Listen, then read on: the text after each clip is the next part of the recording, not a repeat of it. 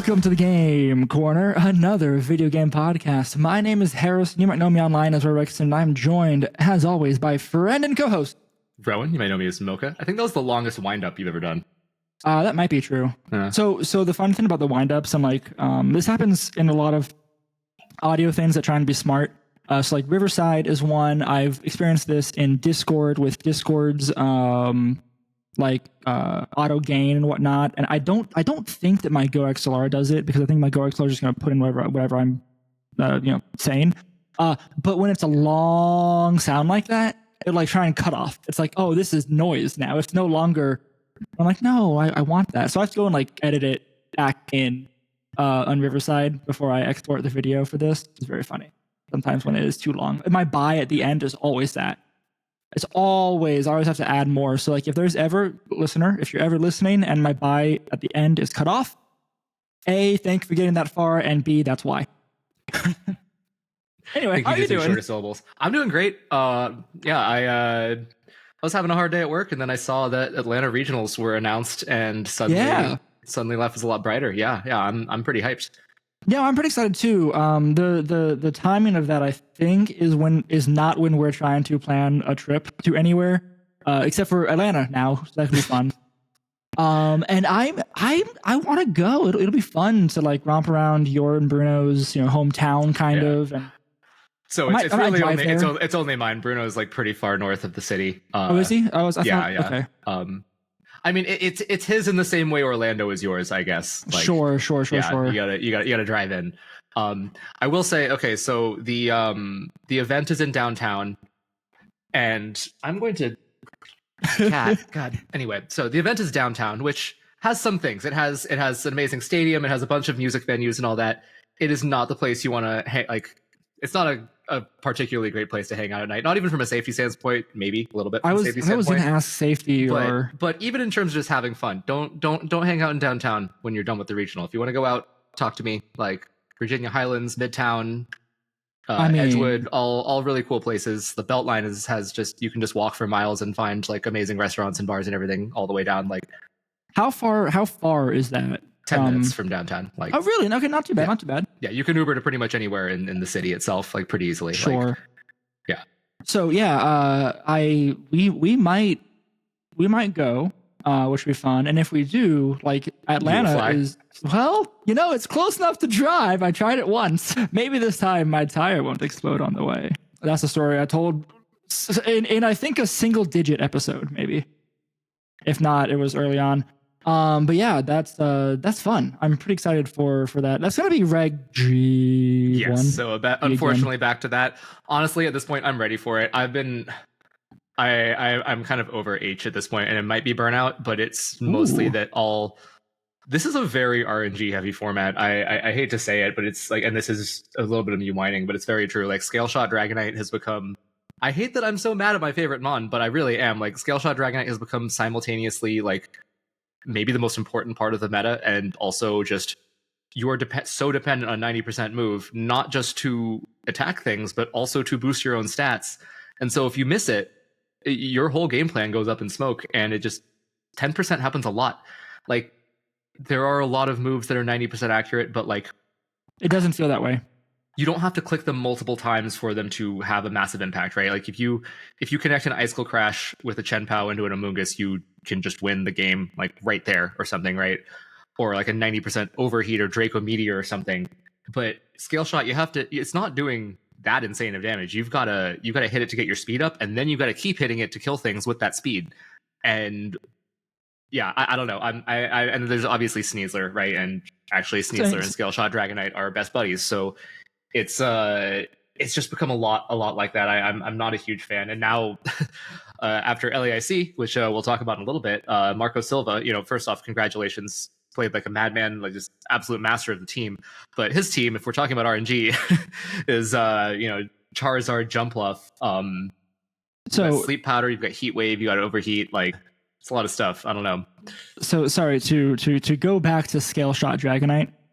90% accurate move to hit 4 times is 0.65%. It doesn't. So it's all or nothing. There's no. It doesn't matter how many times. Yeah.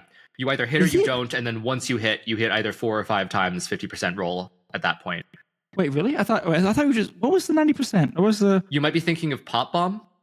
Hold on. Population Bomb actually calculates per hit, and that's why Mousehold runs Okay. White Lens. Is that right? Still, wait. Oh, it's not.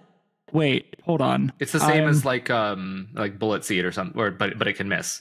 Right, all of these, it is just a 90% hit or Actually, miss, there's no other move like it, as far as I know, that is multi-hit and can miss. I was definitely conflating it with whatever it's called, Pop Bomb.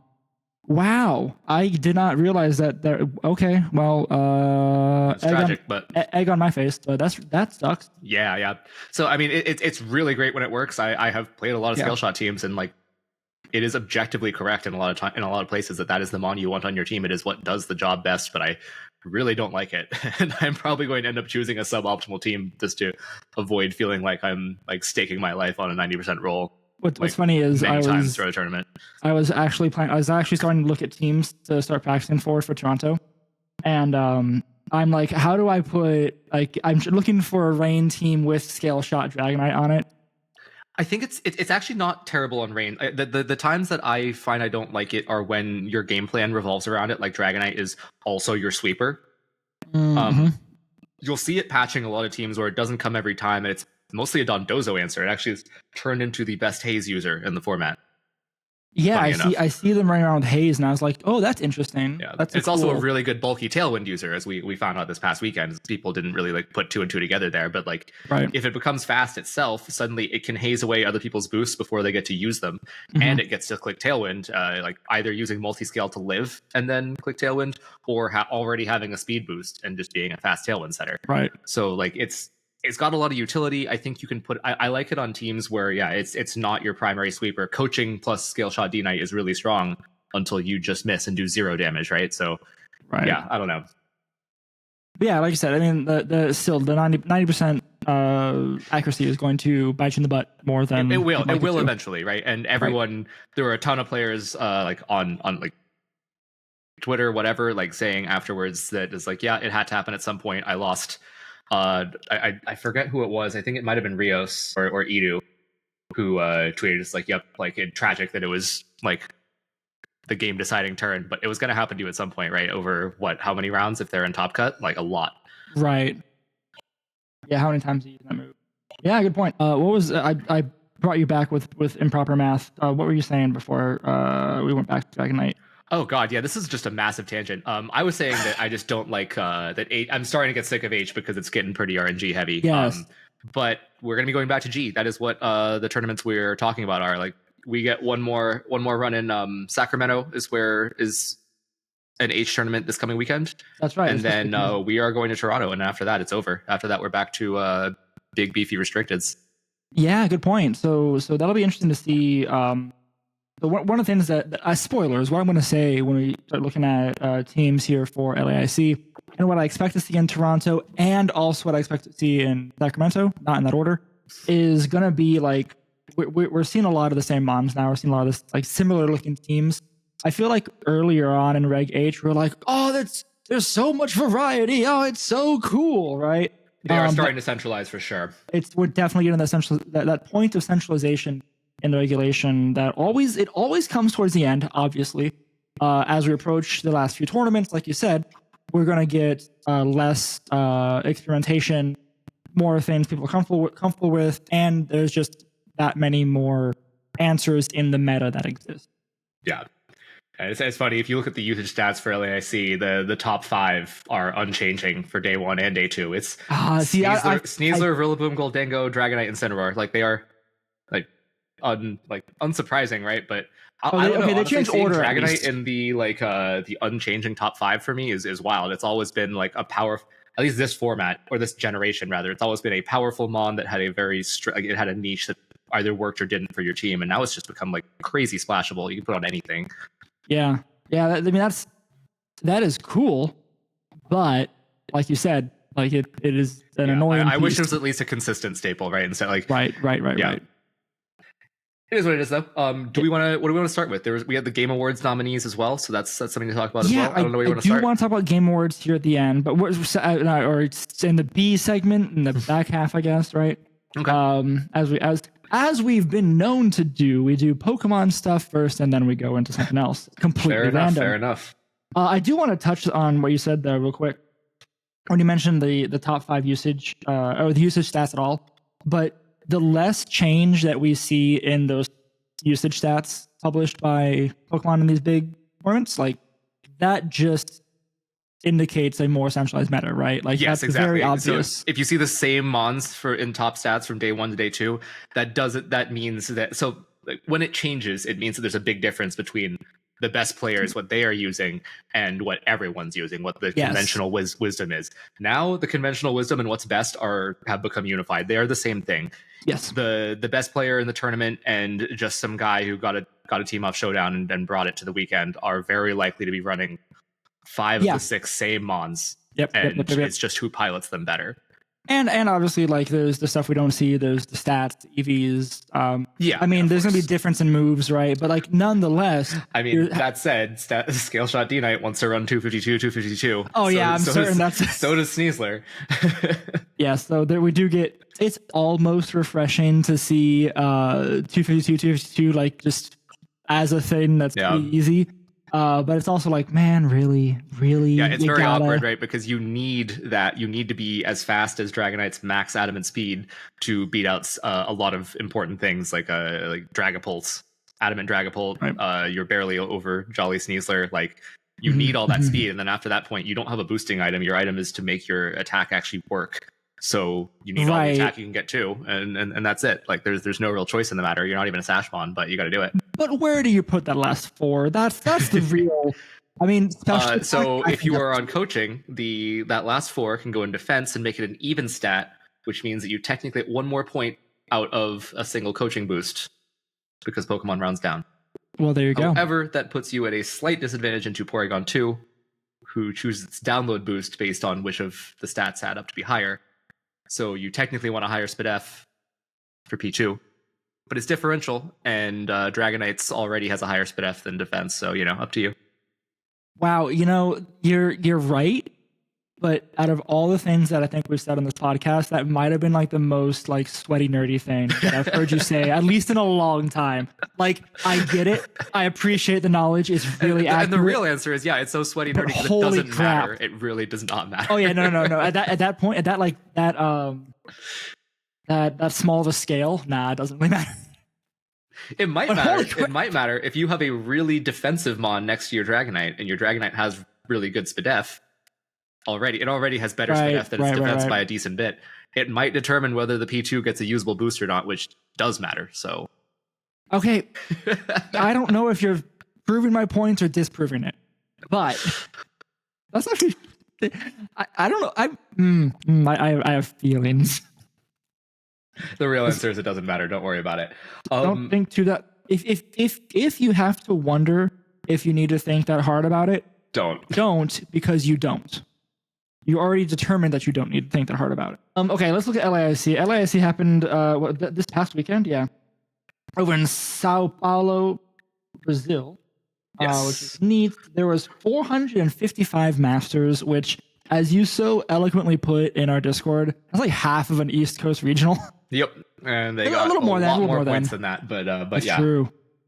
Yeah, it is. I mean, probably in reality, like 2/3 of the regionals nowadays. Half of what we've seen. Oh man, that's huge. But yeah, it was still an IC. Like you said, a gazillion points and prizes got put out. Marco Silva won the whole thing. Got his Worlds invite with 500 CP and $15,000. Pretty cool. Holy crap! That's good. That's really solid money. We're like on the lower end of poverty esports now instead of just like not a game at all. So yeah, not bad. That's fair. It's still wild to see our little children's video game we take too seriously giving people money in the thousands of dollars. Yeah, I think that's great. Also, Marco is fresh off of second place at the last regional he was at. I was going to say, he just did with the same exact team also. So yeah, he's cleaning up. Probably didn't need the auto invite, but although it helps out EU quite a bit to have that, right? It's like True. One player with some of the most points just being taken out of the rankings entirely. Yes, which I also continue to forget that's how that works, but it's this new system is same deal for us with Ashton Cox. Yeah, I mean, yeah, I was gunning for it, so I think it's a good. Yeah, because top 4 at an IC actually gets the auto invite. Right. So just to go down the list real quick: Marco Silvia, Victor Medina, Ashton Cox, Renzo Navarro. Mm-hmm. Wow, I can't read it. It's right in front of my face. All of them got their Worlds invite and placed first through fourth in that order. With rewards, you can look. It doesn't really matter. It's impressive. Those are big numbers. Those teams, though, let's talk about them teams. Yeah. So, I mean, Marco, you probably might have already seen it from last week. The Sun team is very, very cool, and he just absolute masterclass. Like every game he had on stream was so cool to see. He only dropped a set the whole event. And yeah, it's just insane pressure, right? Like Solar Power Charizard does stupid damage. We saw it. He swapped in. He doesn't even need Overheat half the time. So he's swapped in or clicked Sunny Day or swapped in Torkoal, I forget. And there's the Weather Ball, O-Code, and AV Archaladon. So that was wild. That's wild. And then he just has this very potent Trick Room mode as well on the side of it, right? Like Zard, you can do your standard like hard Trick Room thing where Zard is a sweeper who does a ton of damage, and then you swap out into like you set Trick Room and have your Torkoal and Ursaluna do a bunch. Yep. I think the Eject Pack Torkoal made it look like Sun was actually the Eject Pack Torkoal and the Jumpluff together made it look like Sun was a positive, like had a positive matchup into Rain. Like Victor Medina's team was a Rain team, Rain hybrid, just like Marco's is a Sun hybrid. Yep. And the finals was not close. It was a complete walkover. Like it kind of sucks that you have Championship Sunday this way because like everybody's waiting for this one set and then it's just over. Like, yeah, that's true. It was absolute dominance. I mean, granted, he hit all his moves, which is a big deal. But when you hit all those moves, they Sleep hurt. Powder is really good. Heat Wave is really good. Like, was the this finals the set? I saw something on Twitter, I think, where Charizard Weather Balled in the rain and did massive damage. Yeah, it's still so Weather Ball in the rain, so that means Solar Power is not active. Yep. It's just a standard Weather Ball, right? Like what Pelipper's been clicking this whole time. And it was into an Ursaluna that had Terrid. So Ursaluna, Hisui, like the regular one, actually has pretty solid Spadef and amazing HP. Like it's a bulky enough mon O-Code right there. Like it's specs hard, I guess, but still. So it was a neutral because it was Terra type Ghost. Yep. And like you said, the Solar Power wasn't working. You didn't have the Sun boost. You had a Rain boost, technically. Yeah, so non-stab, that means, right? Yeah, and non-stabbed, right? So you had 100 base power, Rain boosted. So what is that, 100 and... Yeah, so it's 150 BP technically with the Rain, right? But yeah, no stab. That's no still stab, wild. Not super effective into a pretty bulky mon, gone. Like, wow. It was, yeah. But yeah, I personally found the Weather Ball into the Archaladon a little crazier. But yeah, multipliers are what they are, right? Like, it was pretty wild to watch. I don't know. It also means that like after seeing that, so many people are going to try the team, and you better have an answer into it for sure, right? Yeah. Like it's like, ooh, this team did well. Yep. Yeah, it's going to be all over ladder if it's not already. It's going to be in Sacramento. And the thing is, it was Marco making it look this strong, right? Because it has two very polarized different modes, and you have to you have to bring at least part of the other one. You can't just go pure hyper offense or pure Trick Room. You can kind of go pure Trick Room. You can go Incin, P2, Ursa, and Torkoal, but that's a very one-dimensional team, right? There's no if you bring those four. So like you have to know how to like switch between the two modes really seamlessly because you don't have a lot of room to mess up. Like Zard is specs, you can't protect and reposition yourself. You've got to like get everything. You have to switch it at exactly the right turn, get your fake outs positioned exactly at the right time. Like you might think you have another turn in Trick Room to kill them, but if they protect or swap well, and you don't position your Incin to get another Trick Room up, then you can just lose right there. Like it's or get Jumpluff into click Tailwind or whatever. Like Marco just made it look easy the whole time. Like so many of the games, just like his opponents didn't have like an option. It was wild, but he was making plays that didn't seem completely obvious. Sure, right. Like it does. Like you said, it comes down to the player piloting it well. I looked at this team and as like I said, I was looking through teams to try and pick for practice, and I was like, that looks fun. And then I walked away because I did not want to imagine trying to play, like you said, like a dual mode team like that instantly is going to have the issues of you have to know what you're doing to pilot it right. I don't know. Yeah. That's going to be a lot. That's more practice than I have, because Marco has not published anything on this team, right? All we have is the. I don't think so. A lot of it is, or at least, yeah, I don't know. You could run some pretty like random spreads for these and still be fine. Like sure. Just has to be bulky, like etc. Right? I mean, even like Charizard is definitely 252s. Yeah. Yeah. But that wasn't the only cool team, and his team was kind of old news at this point. I thought that Victor Medina's team was actually really cool. It's just unfortunately matched up terribly into Marco's, but Scarf Goldengo is a pretty neat choice. I ran that in the GC. I thought it was great in closed sheet. I wasn't so sure about it in open sheet, but clearly, like it works reasonably well. And you have, I think the Trick and Protect is a really cool tech. You can really mess with Trick Room teams that way. Like you force a Choice Scarf onto their Trick Room setter, and then you have Protect to stall out their Trick Room. Like, it's not bad at all. And then Terra Fighting Archaludon means that you can actually use the stamina boosted body press a lot better, because it's stab now. Stab at that point. Tailwind on the loaded dice Dragonite was what I also thought was really cool, because you have the multi-scale, you're bulky, you can get the Tailwind up most of the time, and then you have a mid-speed Ursaluna who can operate in either Trick Room set by the Sinistra or Tailwind with a Dragonite. You give it a little bit of speed, and it can outspeed a lot of stuff under Tailwind, and it's as strong as an Ursaluna, right? And then Hospitality on the Sinistra has really cool synergy with Dragonite, because it can restore the multi-scale. Yeah, exactly. So a lot of cool stuff happening on this team. I think that it's also one of the only ways to heal up Goldengo, because normally it's immune to status moves, right? So you can't do like a lot of the heal moves that you'd want to do on a teammate. But a Hospitality will work on it. So yeah, a lot of really cool stuff on this team. Like Victor had some pretty, I think at least one cool set on stream before before the finals happened. It's such an unfortunate way to say it. Yeah. Despite how true it may or may not be. Yeah. Ashton's team was pretty neat. Mostly standard. I really, this is another bit of variance in the format, that Fissure Solo Dondozo is a really common piece now, and it is good at what it does. It mathematically makes sense to run it, because like it's so bulky. You have leftovers, you have Yawn, you can guarantee that you get to click Fissure a lot of times, but I have personally watched good players click Fissure 7 times into an opposing Dozogiri and just miss them all. And then you lose. Like you were banking on that 30%, and that, I don't know, that's the kind of thing I wouldn't want to put myself in. But no, it was on a piece. But I think the creative pieces on this were definitely the throat spray Como, very cool.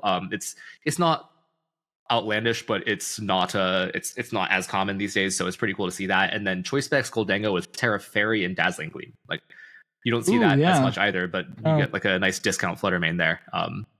Discount Fluttermane, yes, very true. Yeah, that is neat. I do think, back to what to connect like 3 points that we've had so far, all about Dragonite. I do like the Victor Medina's Dragonite set with what you said before, with a good haze user and Tailwind user. And then Scale Shot being your only attacking move is fine, right? I think that's a really, like, that is the Dragonite I want to play. Yeah, which you totally can. There's a lot. I mean, that is literally a rain team. You could try out Victor's team. I could just yoink that team and go, which is that's tempting. Yeah. I'm trying to look at some others. They all get pretty standard after that point, but there's definitely some cool sets. I thought Eric Rios and Alex Gomez brought the same team. They had a pretty cool tech, which was Sash, Stellar, Annihilate. And then you can run Coaching and Taunt on that.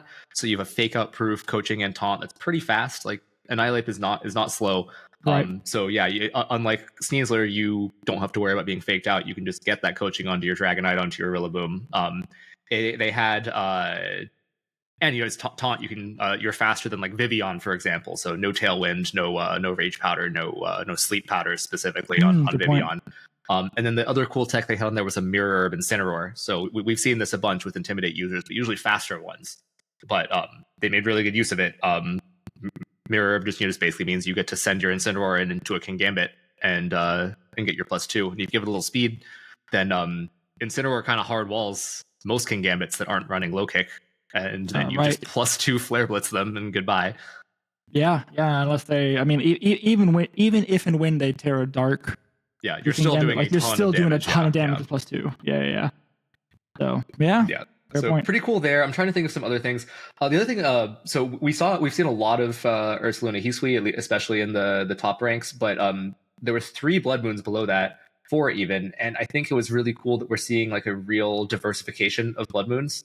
Oliver Escalin was a hyper offensive one. It was Turbo Bear, like Freddy Fast Bear, Cocaine Bear, whatever you want to go with. All speed in Tailwind, no bulk, Life Orb.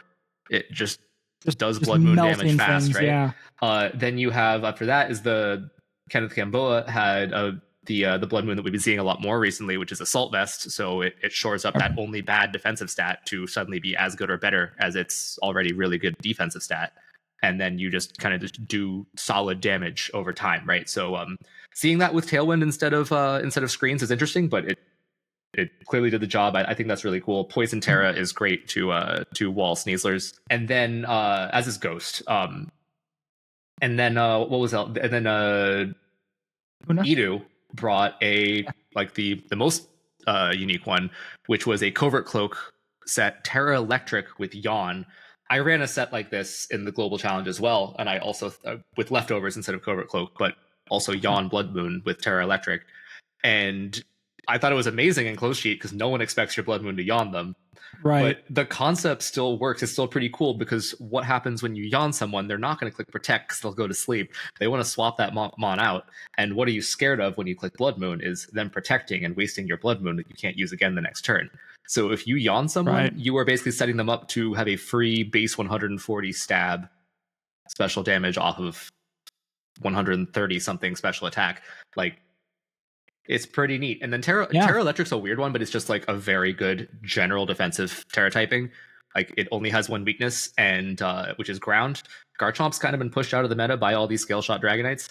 And even if you run into a Mon with Earthquake, Rillaboom's on your team, so he cuts Earthquake damage in half with the terrain. So you have to run into something with a single target ground move, which is usually like Rillaboom with high horsepower, which isn't doing that much damage to you because you're in Ursaluna. Like, right. Or like what was it that got Sheldon?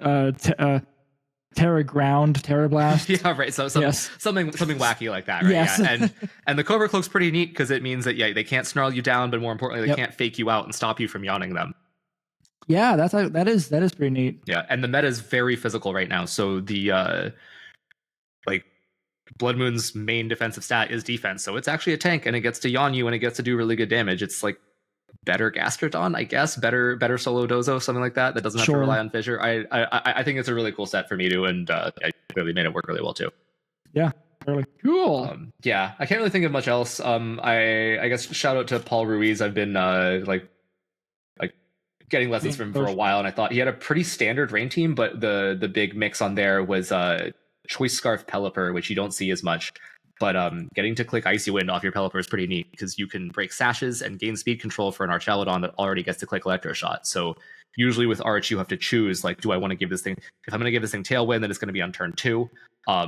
Unless I want to use a priority Tailwind setter, and then I don't get the rain up, and I have to do like a Power Herb set or something like that, and that's inconsistent. In this case, no, I get the rain, I get to have an Assault Vest, I get speed control, I get to break sashes all at the same time. It's pretty neat. And obviously you lose some things with your Pelipper being choiced, but like, I thought that was a really, really neat bit of tech there. Oh, and of course, Daniel Becerra, who brought us Snorlax to top 32. It's very good. I mean, that is obviously a great, wacky team. The Custat Berry Snorlax and the Weak Armor, Weakness Policy Armor Rouge with Endure, and the Air Balloon Farigiraf. Air Balloon Farigiraf? Yeah. It's so that your Belly Drum Snorlax can click Earthquake as you swap in your priority preventing Mon. And you have double priority prevention between Farigiraf and Indeedee. I said earlier that we're centralizing the meta here, and there's no implying that there's no creativity. Stuff. That's wild. Cool stuff. Yeah, that is wild. I'd be very happy if I got top 32 with something like that. That's insane. Yeah, that's fair. Props to Daniel there. Very good. Yeah, I think that's mostly it. Sorry, I'm just gonna keep finding ones that I think. No, are cool. That's fine. Justin Tang actually had a really neat team with Mirror of Arcanine. Similar deal to the Incineroar, except this one's fast, right? So you get to click Fast Wisp. You get to have +2 Terra Normal Extreme Speed. It doesn't have Dragonite's attack stat, but it's still strong enough, right? That's still doing a ton of damage. And then just triple 100% accurate spread moves. Honestly, I think that like I'd like to run Tank's team if you can, but there's a lot less control elements on the team, so you need to be like very good about like plotting out your sequencing there. Like you don't get like fake out or follow me or whatever to save you. You have to know what's going to happen the next turn and like have your calcs and everything. So it's not an easy team to pilot either. Sure, that makes sense. That's why Justin did well with it. And Justin's very good. Yes. Correct. All right, cool. I'm content with LAIC. You have given me a lot to think about okay, so Toronto. Yeah, we're done with LAIC. How is Toronto prep going? So I have one team that I'm looking at, a concept of another team that I'm thinking about. Someone just sent me a paste. Yeah, concept of team. I have the concept of practice. No, Becca's been yelling at me to practice because like she's like, you're going to Toronto. It's gotta make sure you practice. I'm like, yeah, I know. I said I was gonna practice. I'll get there. I will go on Showdown and put teams in there in the team builder, and I will play a game, at least a game, sometime before Monday. So before Toronto, I was like, maybe I guess. Yeah, hopefully before Toronto. Before Monday, I'll do it. So next, well, we probably won't record for next week for Thanksgiving. Probably. That's fine.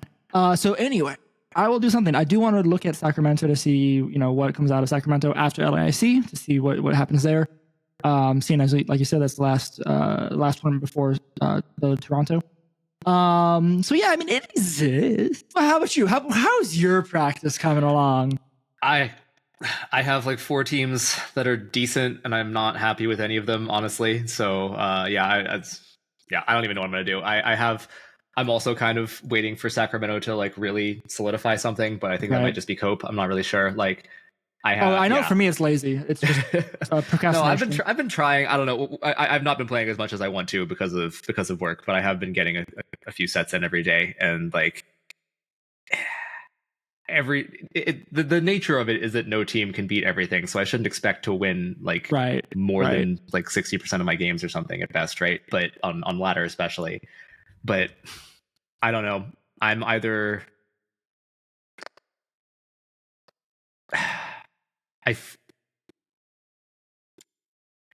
everything feels bad for a different reason, which is the point of a balanced game. That's the point of that's good. But instead of me thinking like, oh, this feels good except for where it doesn't, I can only think about this just feels bad. It feels bad. Yeah, sure. You know what's gonna feel bad? You know what? Speaking of Toronto prep, what's gonna feel really bad? What? It's gonna be chilly. It's December. Yeah. That's fair. I mean, we're Florida boys. I mean, you're a Georgia boy now, but Florida boy. We're gonna stay inside, and we're gonna order insomnia cookies, and we're gonna play a lot of video games. It's gonna be great. I'm not partying in like 30-degree weather, whatever it's gonna be. No, I'm content to hang out with people. Hey, spring this on you in the episode.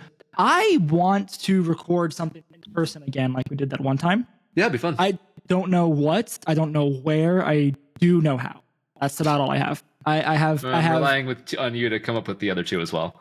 Okay, yeah, that's fair. We'll hash it out. But yeah, I am looking forward. I really am looking forward to Toronto. Everything, like so many things are happening that weekend that I either have to miss for Toronto, which is fine, go back and see, or like leave Toronto early. Like I have to make sure that I don't miss my Sunday flight because I have a thing Sunday night. But like my work is having their holiday event on that weekend. I'm like, I already booked a flight. And then the Game Awards, which we're about to talk about, kind of, is that Friday or Saturday. And then I had something else. Another podcast that I listen to does a holiday event streamed. I'm like, everything's this weekend. But I'm looking forward to Toronto to see people and hang out and play bombs. It's gonna be a good time. Yeah. Even if we don't do well, it'll be a good time. And in fact, like when you're hanging out with friends, like part of you kind of doesn't want to make day 2 because then you got to go to bed early. Yeah, that's a very funny but fair point.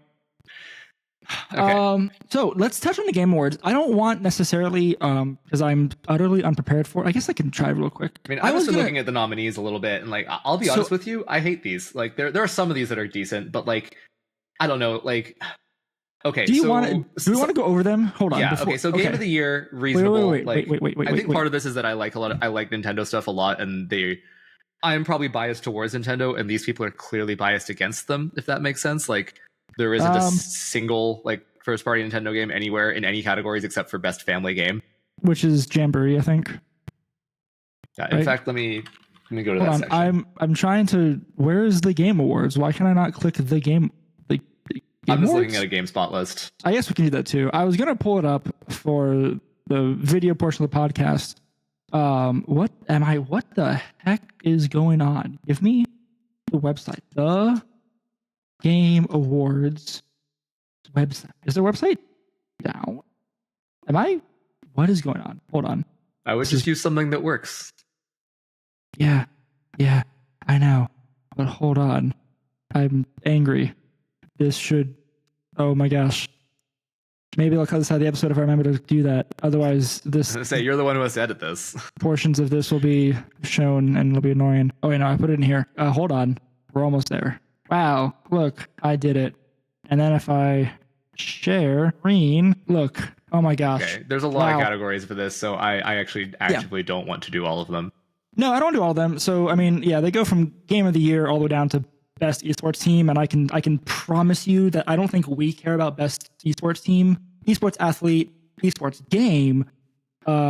Which the best esports game has been the same for like the past 10 years at this point. Like, honestly, that might be true. Literally. Counter-Strike, Dota, League, Mobile League, and Valorant. Yeah, Valorant's the only one that's like more like 5 years old at this point. Like what? Yeah, my vote will go to Valorant. That's a different story. So yeah, no, show me all the categories. There we go. Let's start with the big ones. Game of the Year. All right. How many of these have you played? Played none. I looked into most of them. The only ones I hadn't really heard of were Balatro and Metaphor. But I mean, Astrobot I have bought but not booted up. Yeah, I do want to play Astrobot. But like Wukong, Elden Ring DLC, and Final Fantasy VII are all like. That's reasonable. Those are Game of the Year. All right, now hold on. Material. I actually beg to differ, because I like to follow game stuff all the time the way that I do. First off, I'm going to go on the record and say that Shadow of the Erd Tree should not be Game of the Year. It is a DLC. It is definitionally. Is it a better game than the? Is it better content than the rest of the stuff? I don't care. It is not a game. It can be best DLC. It can be best. It can be in the category for like best continued game. Like there's a category that DLC fits in, not Game of the Year, because you can't play Shadow of the Erd Tree by itself. Literally, Steam page says need-based game. Black Myth Wukong I think is interesting pick here. It was a breakout from only a couple months ago from a Chinese developer, which is really cool because they don't get a lot of stuff in. Outside of China, but it's a adventure fighting game. Someone have said Souls-like. It's not Souls-like, but it's that style of combat where it's like open area fight things. I've heard mixed things about Rebirth, and I haven't played Remake yet, so I can't talk a whole lot on that. The other three games, Metaphor, Balatro, and Astrobot, are all masterpieces. Which is really funny. Balatro is an indie game. It is a poker roguelite, basically, in a very short elevator term for it. It has taken gaming by storm in a way that few games have. It's an indie game. It has non-gamers in the gaming, which is really cool. Is it by indie? Does that mean it's like sprite based? It means one person made it, but yes, it is also. I mean, it's like it's sprite based. I guess is correct, but it is not a game. You could not imagine this game. I don't think Rowan. I don't think can imagine this game the way it plays. It's literally just poker hands. Okay, that doesn't sound like Game of the Year territory. No, I'm looking at images of it right now. You're right. This is poker. Like yes, but like the way it is class. It's not classic. It scratches that number go up itch Okay. That like a lot of what's I don't want to compare it to idle games, but it has that Does that same. really deserve Game of the Year then? Right? I feel like if it's because of what it has done, it has to be visually stunning for me to be Game of the Year. If it doesn't look good, it is automatically disqualified for me. But it doesn't look. This does not look. It doesn't bad. look bad. Is not. But Game of the Year then, right? And I would say that it looks good for what it's trying to be. Like it is an art style like for that serves the game really well. Okay. Like yes, I see what you're saying. It has to be like what it's not necessarily like a what's the like 4K. If I don't actively Adobe. say wow when I see at least a couple scenes in the game, I feel like it shouldn't be in this category. I don't know that. I mean, yeah. This is an opinion. I can see how I can agree. be wrong in that, but yeah. For me, I would never vote for something on this category that isn't like visually stunning in some way. Pokemon Scarlet and Violet could never be Game of the Year because they look like trash. Like, well, they also run like trash. Even if they ran amazingly well and I thought and there was zero bad grind or whatever, I would still say they could never be Game of the Year because they look garbage. Interesting. Like, I don't think it's bad. Like, and like you said, it's opinion, right? And that's fine. I would say that the whole package that is Balatro, it deserves to be here, right? Okay. Because I think of these, Astrobot looks really good to me, and just like I like platformers, but it also looked fantastic. Like it doesn't have to have a ultra realistic style or anything, but it's very the art style is very good. Yeah, it's pretty to look at, right? Like Astrobot will make you say, "Wow, look at those scenes," right? Like you just said, and I agree with that. I agree that Astrobot looks good. I've heard people basically say that Astrobot is the best platformer. Like bar none. Yeah, I have been wanting. I've literally bought it and downloaded it. I just need to actually boot it up now. Like it seems up my alley. It's like I'm actually using my PlayStation these days, which is great. Proud of you for that. Astrobot is on my short list of games that I want to play. Might put it for the December video game club game because I just want to play it. Yeah. So we can do that if you wanna stack the votes in Astrobot's favors. When 5 people vote and 2 of them are us. I think I don't know. I think our votes count for maybe a little more than the average Joe who's on the Discord. I love all of you. And then Metaphor is that game that I have said is basically it's basically Persona 5.5, Persona 6. It's Persona without the school and high fantasy instead of occult. Okay. If that makes sense. But like it is if you like so spoilers for the end of this episode. That's what I'm playing right now. Like I stopped playing to come record this episode, and after this, I want to go back to playing that game. It is so fun. It is very Persona. If you played Persona games, it's exactly like that. So turn-based combat. It's turn-based combat. You have a summoning magic type thing in the same way that Persona is.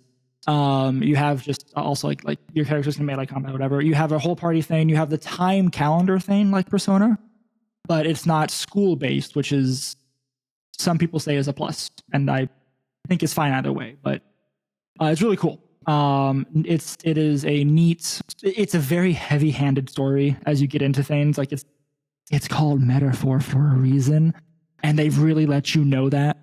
But I think it's great. Definitely, I think it's deserving of Game of the Year for everything. I've heard it only gets better as you keep playing, so I'm excited for that. But it is a Persona game. It is 150 hours or something, right? Like some ridiculous number. That's what we put into Persona 5 for out. So, and it's been by the same people. It's really good. Anyway, Games of the Year. I think it is very interesting to see. I want to see what ends up being Game of the Year because I think it's going to end up being a DLC. Which makes me kind of sad. When I do think like Elden Ring was already Game of the Year 2 years ago. It's fine. It doesn't have to get it again. Let another great game, Astrobot, Balatro, Metaphor, like let one of these games win. My opinion. Yeah, I guess I'd agree because like Final Fantasy feels like it was. I've heard it's like fun in parts, but also just more of a love letter to fans than anything else, right? Like and super grindy and long. Which just doesn't seem like. I feel like a Game of the Year should be fun for literally anybody who plays it. It shouldn't be like I wouldn't expect a fighting game that I get super into to ever be in this category because it doesn't appeal to probably the majority of people. So like, yeah, it seems odd to me that you'd have something that is like very tailor made for a specific subset of folks being in Game of the Year territory. Agreed. Which why, like, to what you just said, right? Making it again, Game of the Year should be the largest appeal. Astrobot and Balatro fit that, I think. Right? Like both of those are like Astrobot is 15 hours if that to play and be very, very visually appealing, very easy to pick up. I think 15 hours is a great single player runtime. I honestly. agree. No, I wholeheartly agree, especially for a platformer. Yeah. Right. For like a it means it has to be unique content. You can't make a platformer grindy. You can't really like. Right. So again, you look at Final Fantasy, it's very grindy. And while you might have these cool locations and cool set pieces you play in, but there's when you say grindy RPG, especially a JRPG, you're gonna have that grind. There's you lose over 50% of your audience right away with that. Yeah, it's just by saying those words, right? Metaphor, I don't think there's a grind to. I think it's story all the way out, and that's because that calendar system is nice. And then Balatro, you guys got to check it out at some point if you want to. It is fun the whole time you're playing it, and I think it's very approachable. Just like Astrobot is very approachable. I feel like, but this has to have the combination of everything, right? It has to have the kind of stuff that an enthusiast says this is an objectively good game, and it also has to have wide appeal. Like, and I do think that everything on this list probably definitely has enthusiasts, gaming enthusiasts probably will say these are all very good games / DLC. But yeah, I see your point though. Yeah. So there's a million other categories, and some of them are kind of duplicated from each other. Honestly, like best game direction is almost exactly the same as game of the year. I don't know if there's any others of these that like actually appeal to you. I thought that Stellar Blades in a lot of these, which is kind of like it kind of feels a lot like Wukong in that like it was a solid Stellar Blade, which was kind of the like. Oh, which one are you in? Hold on, it's in a few different categories. But wait, hold on. Wait, before we move on, is Game of the Year and game direction the same set? It is the same set of games. Just said, yes. I didn't realize that's annoying. Okay, so sorry. I'm just trying to like get a summary of a few different things, right? Like we are not going through all these sections. In fact, I'd like to wrap this up pretty soon. But like, I'm fine with that. I did want to do a whole episode on Game Awards, so I really don't. I guess I don't want to go through the whole thing anyway, like you just said. I am curious though. Here's something that's pertinent to our podcast: best mobile game. Because of Pocket. Pocket is there. Pocket just came out, and it's like best mobile game of the year, which like there's not a whole lot of. Like, I feel like this is why we can't take mobile games seriously. Even now, like I love Pocket, but it's a time killer, right? Like. It's not a deep game. It's fun. It definitely like it scratches my itch for shiny cardboard, but like it'll be deeper with more packs. I mean, more sets at best. Hopefully, but we don't even know that. It isn't even that yet. But I'm not even saying it shouldn't be here. It probably should, because what is the competition? Well, so what's interesting here is Balatro's Game of the Year, and it's out for consoles, and it like recently-ish came out for mobile as well. So like, sure, I guess. But like, as far as when I think of mobile gaming things, I think of things like AFK Journey or Zenless Zone Zero because of their I have histories. never heard of either of those. Yeah. so AFK Journey, AFK Arena was I think original game, but like AFK is like a brand now, and then Zenless Zone Zero is what's that? No idea. The thing that's called. Please, nope, not it. Another time of Harrison trying to constantly Google things in the middle of a podcast. Oh no! What was the first Honkai Star? It's a gacha game. I'll give you that. I can't. That's not a. I know. Anything with gacha, I automatically disqualify as Genshin Impact. Genshin Impact. Yeah, duh. Yeah. No, exactly. Like you can't take this seriously if you're calling Genshin Impact a good game. Like I'm sorry, it's garbage meant to steal money from children like that. But as far as parents, that's fair. As far as like mobile gaming goes, like these games are the ones that tend to dominate. Like it's Genshin and Hoyoverse. That's the word. Hoyoverse. Yeah, no, I was saying I think Pocket deserves to be here just because what else is there, I guess? Why is it even a category is the real question. Like I don't know. There's why is the category is a good question, because like you can have I don't know, man. There's some things that could exist for mobile games, but like it's so like, the best game you can play on your phone is an emulator of an old console. People would disagree probably, and they'd be wrong objectively. I don't know. I wish that there was more attempt at better mobile games.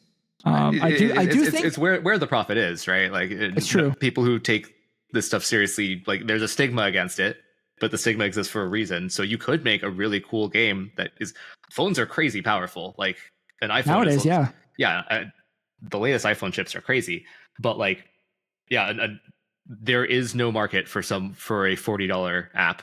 There will never be like a well-selling $40 game or more. Ubisoft put out like an Assassin's Creed that's only on mobile. I think it's like an actual like full-fledged Assassin's Creed game. It's like $20, maybe 30. Yeah, and like no one will ever spend $20 on the App Store. Just simply isn't going to happen. Not that way. For better or worse, yeah. Yeah. So I don't know. There's definitely probably an array of games that could suit that category better. And there's definitely a metric-a-tune ton of effort that should go into making mobile games. That just isn't the case. And like, granted, touch controls are hard to make.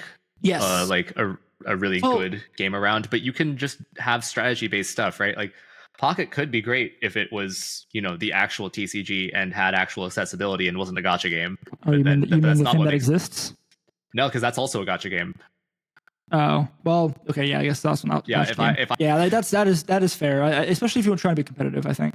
Yeah, at least for competitive stuff, yeah. But but if it takes a grind, fine, but then it better be an equal grind. I shouldn't be able to spend. Either I want to be able to spend $50 and have everything from day zero, or I want to be able to spend $0 and have to grind up the same as everyone else. But there should be no I can pay $1,000 to pull a slot machine lever infinitely until I have something decent. Like, yeah, that's crazy to me. I definitely think the chances, the loot boxes of it make it difficult. Loot boxes are crazy. It's insane. We've like legalized gambling for children. It's really weird, the whole, because loot boxes were under they were under scrutiny and it didn't pan out. Like there's like a couple of small European countries that tried to ban them, and they're just like, okay, then you don't get these games anymore, and they buckled. Like that was just that. Yeah, it's baffling. All right, I think we might need to cut like half of this section. I'll do some stuff. We're not gonna hit an hour on this episode, I don't think. We'll see how much. Totally fine. All right, for sure. I actually have not played any other games this week. A combination of work and going out this weekend meant I didn't touch other video games. Sure, that's perfectly. That's what I expected when you sent me the stuff you did on Discord. I was like, yeah, okay, you got nothing. That's perfectly fine. I have not touched Sonic again, and that's been my shame. Yeah, same, honestly. Yeah, like it's a fun thing to boot up at this point, but I'm done with the content, so it's there's nothing new for me in there. I need to go. I need to go in. Again, like I said, last couple days, it's been all metaphor. The fact that it is nominated for Game of the Year bumped it up on my list of things to play, for sure. Mm-hmm. But and it's great. Like, it was always going to be a thing that I played, and I've been looking forward to it. But it's great. Like, I'll have more to talk about it as the weeks go on. So I don't want to spend any more time, especially as Game of the Year gets closer. But yeah, so that I think that's an episode. Let's call that an episode. Yeah. All right then.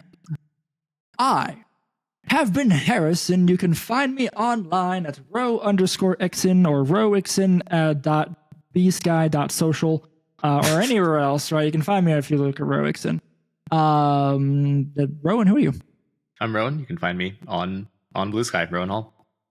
I'm gonna start pushing Blue Sky now. That's it. The other one doesn't exist. I want to do the same thing. It's been more, it's refreshing. On that note, we are the Game Corner.bsky.com.social on Blue Sky. I forgot that I managed to get to the Game Corner, which makes me so happy. So that's ours. Yeah, we're there. As a group, this whole thing, all of our stuff is in the link tree down below. Maybe this week I'll remember to go update the link tree for Blue Sky and maybe push Twitter down a little bit. That's fine. We're saying it here. But everything's down below. The Discord. My focus just wow. The Discord. If you want to join that for the video game club and some lively discussions as we start talking about teams for Toronto and stuff. And then also, again, Game of the Year discussion will probably show up there because I will make it happen. And then the video game club. Next week, next year, next month, Video Game Club, probably Astrobot, because we're gonna make that so. I think that's it. So, thank you all for listening. Oh, thank you, RobKTA, for this theme song, Goldenrod Game Corner. I can totally speak. I'm almost done. Thank you so much for that. Off the Ultraball album. No matter what you decide to play, press start and game on. Bye!